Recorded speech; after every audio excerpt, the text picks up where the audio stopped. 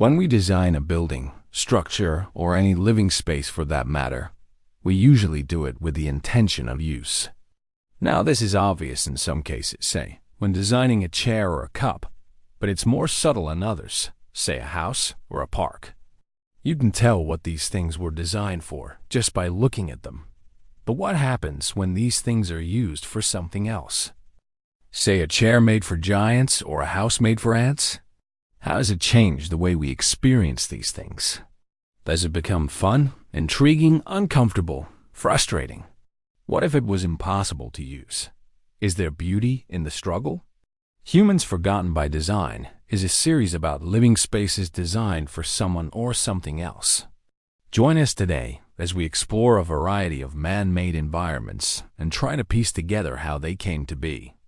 We begin our journey at the edge of a cliff in Australia's Northern Territory, where a rusted staircase descends hundreds of meters into a chasm. It is unclear who would ever use such a thing, nor why it was constructed in such an exposed location.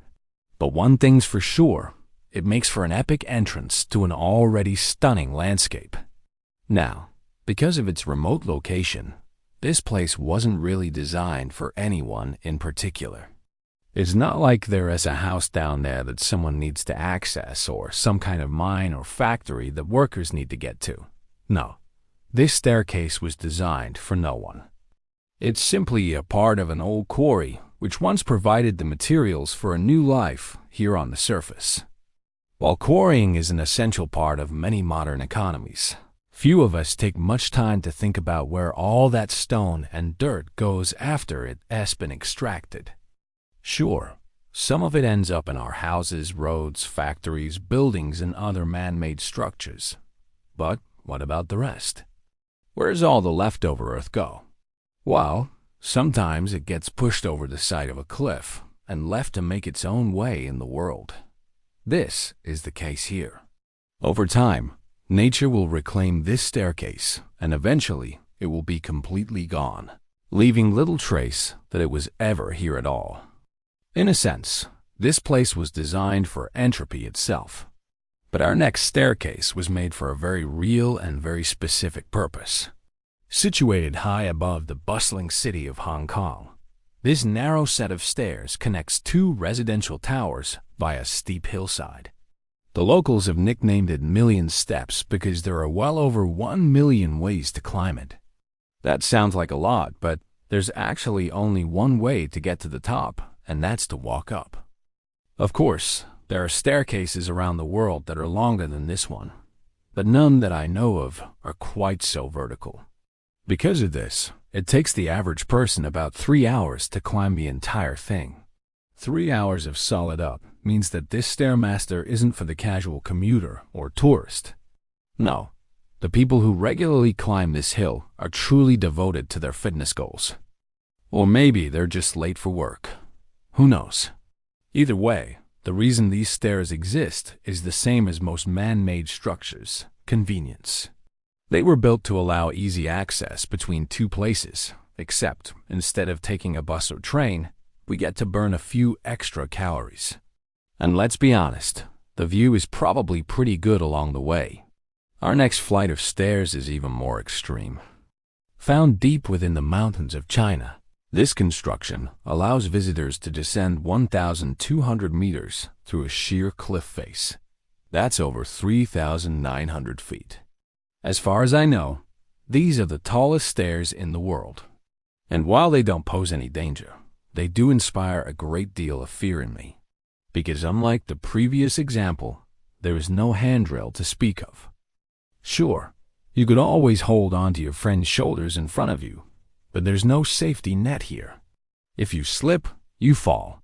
It should go without saying that a place like this is not designed for comfort or convenience, but rather spectacle. This is a tourist attraction known as Heaven's Ladder. And if you want to see what's below, then you've got no choice but to step up. Ever thought about how something made for one thing can end up serving another? Check out these quirky stairs in Melbourne, Australia. Originally built for cleaning and laundry, this charming spiral staircase now connects, the upper floors of a historic building, but is totally inaccessible from the ground. Crazy, right? Back in the day, those landings were drying spots for clothes. Residents would haul their dirty laundry up, scrub it, and hang it out to dry. Now, those same landings are just storage, and the stairs have turned into a fun tourist spot. People from all over flock to snap pictures on these stairs. It's a wild mix of pointless and beautiful, perfectly fitting for this kind of story.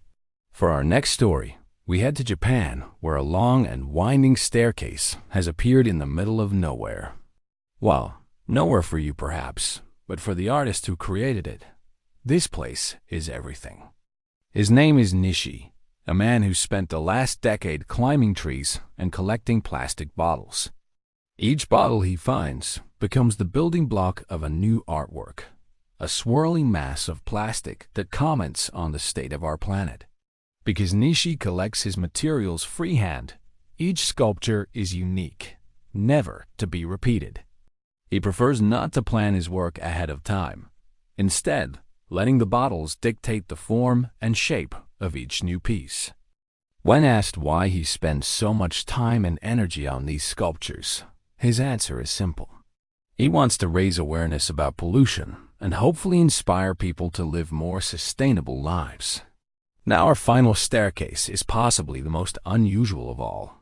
Designed by Swiss architects Herzog de Meuron, this seemingly impossible construction defies gravity as it winds its way up a concrete pillar.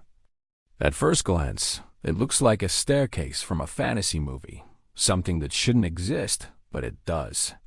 And seeing as no magic was required for its creation, it's somehow even more impressive. These stairs are located at the Victoria and Albert Museum in London and serve as the centerpiece of their permanent collection. They're made from steel and glass, which gives them a delicate appearance that contrasts with their brutalist surroundings. While these stairs may look like a purely aesthetic construction, they actually serve a very real and very practical purpose. They lead to a viewing platform that provides panoramic views of the museum's central courtyard. So there you have it, 5 sets of stairs from around the world. Did any of these examples surprise you? Which was your favorite? Let me know in the comments below. I also want to take a moment to thank everyone who watches these videos on a regular basis.